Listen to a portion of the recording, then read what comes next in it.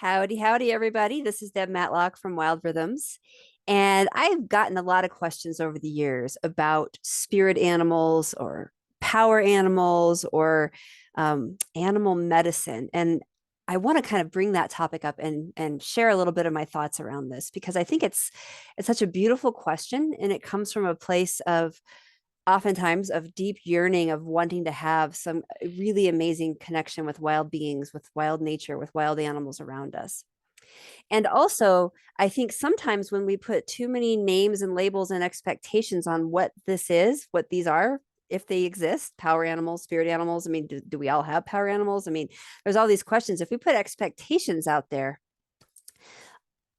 and assumptions, I think we can get in the way of actually having real, authentic and deep connections with wild nature all around us. I think that it's a beautiful relationship that is unique and not necessarily something that has a one size fits all way of going about it. And so, one of the things I often hear is, oh, I saw this hawk land on a fence, or I saw a fox walk across my backyard, or, and all of these things can be amazingly meaningful. They can be powerfully transformative. They can also be a beautiful example of you live by fox and hawk and they are around you and you're hanging out in the same place. And I don't think assuming every time we see a wild animal that there's a message for us, to me that feels like a pretty human-centered approach. And I think assuming that it's never a deeply spiritual or transformative interaction is also very disrespectful to the possibility of what could be forged between us and the wild beings around us. So I think that the way I like to look at it is kind of what's that middle ground, and how do we walk in that place where everything is sacred, everything is a miracle, and everything is ordinary, and we live in this wild world of beings all the time and we interact together, so of course we're going to be engaging each other. And so there's a few ways I kind of advise when I'm working in a workshop with people or with a client. And I also follow these for myself, and one of the first things is I learn as much as I can about the behavior patterns and the natural history and lifestyle of the wild beings around me. I want to understand the coyotes and the fox that I live near, and what they're doing and how they behave. It's interesting to me.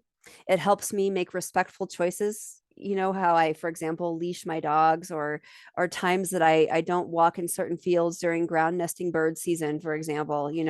There's certain things that learning about the beings that we share our communities with can enliven our lives, open our eyes to who we live near in the first place, but also allow us to make really respectful choices and allow us to notice when behaviors with those beings are out of the ordinary.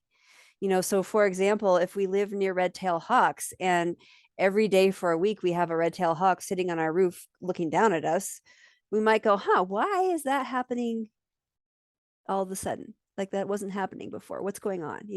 We might get curious. We might open ourselves up on other ways of kind of engaging with that hawk. I think that if we know who lives around us and how they behave, then we can also start to develop real relationships. It's like the people in our lives, for example, that we know well, are the people that we know who they are, what makes them tick, how they behave, what they like, what they don't like. We can have those deep relationships. And so when those encounters with those people come into our lives and maybe have certain extreme meaning at certain points, we can notice that because we understand who they are as beings. And so I think that's an important piece of this. And then the second piece of it is just being open, not expecting, again, not saying, ooh, this fox I know has a message for me, but maybe being open. Does this fox want to engage in any kind of exchange, emotionally, energetically, telepathically, and again, being respectful about that, not walking up to the fox, scaring the little being, but just being very respectful in our wildlife interaction ethics, but also being open to the possibility of say, interspecies communication, or receiving some kind of insight or message or guidance around something that we maybe need to be doing, maybe for ourselves, maybe for the community, maybe for that species, maybe for that individual. Being open to those things, I think, is a huge piece of it. And then, if we're open and we're learning, And we're about to be visited by my cat Harley here. Okay, he's obviously likes this topic apparently. Um, then we can sit with it in our heart and soul and say, okay, is there anything there that I need to be aware of? Is there meaning? Is there an invitation here for me to be apprenticing deeply with the wildness of fox, for example, or coyote, or earthworm or hummingbird? Is there a message here for me that I need to sort of take into my soul and into my heart and process? After we've done all those things, if people are curious, and I always recommend this more as like an entertainment thing, that's when we can turn to like the little dictionaries of what does it mean when you see this wild animal, or the card decks, what does this mean? And just sort of see what's there. It's fun, it's interesting. We also need to be aware though that what we're looking at there is somebody else's interpretation of a relationship with that wild being, not our own. And in some cases, some of those resources, I think, definitely border on cultural appropriation, where we're actually looking at the experience of another culture or another group of people somewhere and what they think culturally it means when you see a raven or a crow or an eagle or whatever being. So I always think of that as a last piece that is not where we start with our own relationship, our own connection, our own sense of what did the encounter with the wild being actually feel like. Did it feel different in our own bodies? Did we get an intuitive sense that this was something different? Did we feel like we needed to pay attention, in a way that maybe wouldn't be normal for us? And what do we already know about this being, and how do we already live respectfully with this being? And at that point, then we can say to our heart, our soul, our spirit helpers, the spirit of this animal, what's the invitation? Is are we supposed to be doing some work together? And by that I mean it's like for example, I spent a few years where I had a lot of connection with hummingbirds, and I was learning a lot about my own productivity, my own way of getting things done, my own rhythms, my own way of being in the world. And I also lived around hummingbirds, so I didn't assume that every time I saw one it was for me. But when it was something that pulled my attention, I was open to the possibilities.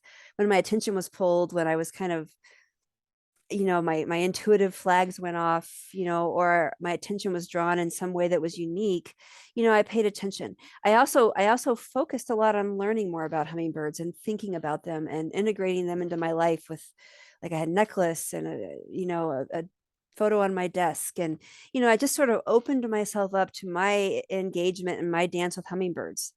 And starting from what do y'all need from me? What can I do for y'all? What, as hummingbirds, what, you know I can plant my garden of pollinator friendly plants and make sure there's hummingbird, you know blooms throughout the season, that they're migrating through the area, that things are blooming at different times. How can I be in a reciprocity with them? And and how can I learn and give back at the same time?